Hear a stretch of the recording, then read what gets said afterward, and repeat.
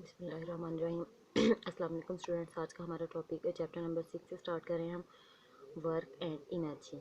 तो इस चैप्टर में हमारे मेजर टॉपिक्स होंगे वर्क जो इक्वल होता है W is equal to F S, F multiply by S.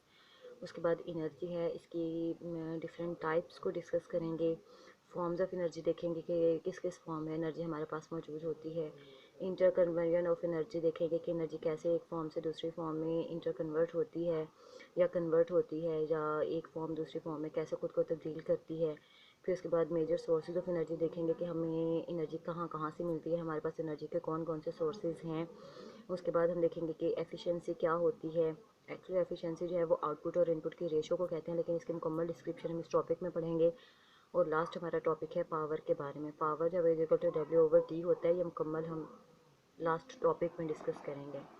तो सबसे पहले आज का हमारा फर्स्ट टॉपिक है 6.1 वर्क। तो सिंपली तो वर्क हमारी कॉमन लैंग्वेज में जो है, अगर कोई औरत सब्जी काट रही है तो वो भी हमारी नज़र में वर्क ही होता है। अगर कोई शख्स चल रहा है तो वो भी वर्क है। अगर कोई दीवार को धक्का लगा रहा है तो वो भी वर्क ही है। लेकिन साइंस में वर्क इसको नहीं कहते। वर्क जो है वो हमारे पास एक अलग डिस्क्रिप्शन होती है। अब देखते हैं कि क्या होती है कि when a force acting on a body displaces it in direction of force. कि आपने क्या किया, आपने किसी बॉडी के ऊपर फोर्स लगाई। आपके फोर्स लगाने की वजह से बॉडी ने कुछ ना कुछ डिस्प्लेसमेंट कवर किया, वो अपने ओरिजिनल पोजीशन से डिस्प्लेस हुआ, हटा। कहाँ? इन डायरेक्शन ऑफ फोर्स, जिस डायरेक्शन में आपने फोर्स लगाई थी। अब जैसे इसकी सिंपल सी एग्जांपल है आपके पास कि अगर आप एक टेबल है उसे इस डायरेक्शन में ऐसे धक्का लगा रहे हैं, फोर्स लगा रहे हैं, तो ऐसा नहीं है कि टेबल जो है वो जो आप टेबल को ऐसे पुश कर रहे हैं, वैसा नहीं है कि ये टेबल इस डायरेक्शन में मूव करेगा, बल्कि आप जिस डायरेक्शन में फोर्स लगा रहे हो बॉडी डिस्प्लेसमेंट भी उसी डायरेक्शन में कवर करेगी, और आप की जो बॉडी है वो उसी तरफ को मूव करेगी, और आपका उस जिस डायरेक्शन में आपकी फोर्स होगी ना, उसी डायरेक्शन में बॉडी जो है वो डिस्प्लेसमेंट जो है वो कवर करेगी। तो हमारे पास वर्क डन क्या है कि आपके पास वर्क डन तब होगा जब आप किसी बॉडी पर फोर्स लगाओगे, और फोर्स लगाने की वजह से वो बॉडी कुछ ना कुछ डिस्प्लेसमेंट लाजमी तौर पर कवर करे। उसके बाद है आपके पास मैथमेटिकल एक्सप्रेशन। इसका क्या होता है कि ये क्रॉस प्रोडक्ट होता है, या आप कह सकते हो कि work is product of force and displacement. लेकिन वर्क की डेफिनेशन में हम दो वर्ड्स को यूज़ कर रहे हैं, फोर्स एंड डिस्प्लेसमेंट। और मैथमेटिकल वर्क है क्या? प्रोडक्ट किस किस का? फोर्स और डिस्प्लेसमेंट का।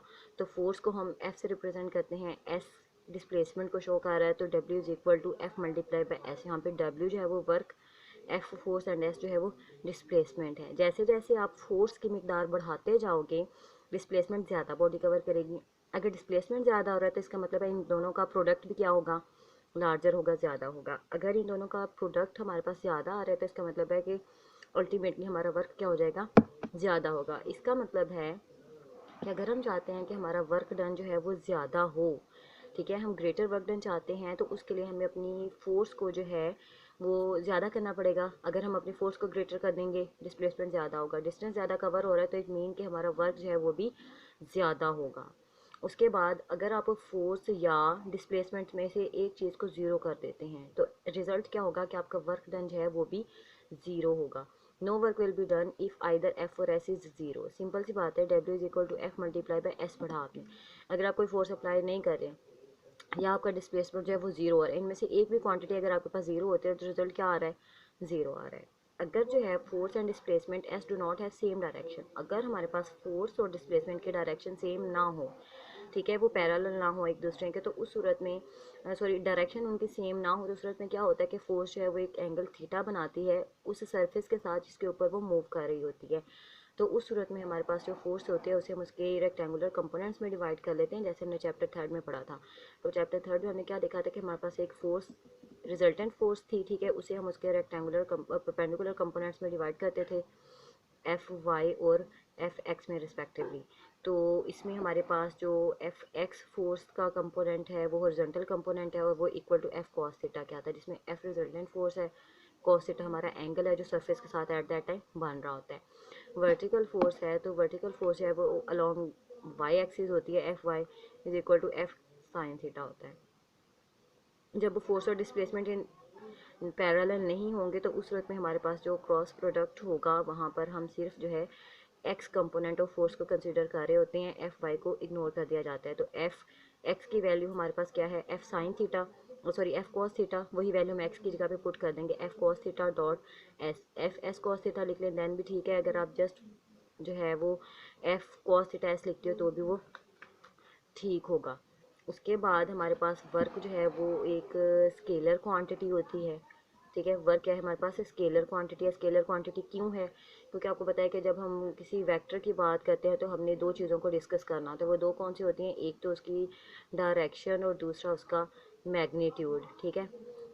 तो आपके पास जो है वो वर्क डन जो आप कर रहे हो उसका मैग्नीट्यूड तो है, मैग्नीट्यूड मतलब उसकी मिकदार, क्वांटिटी की वो कितनी है चीज़।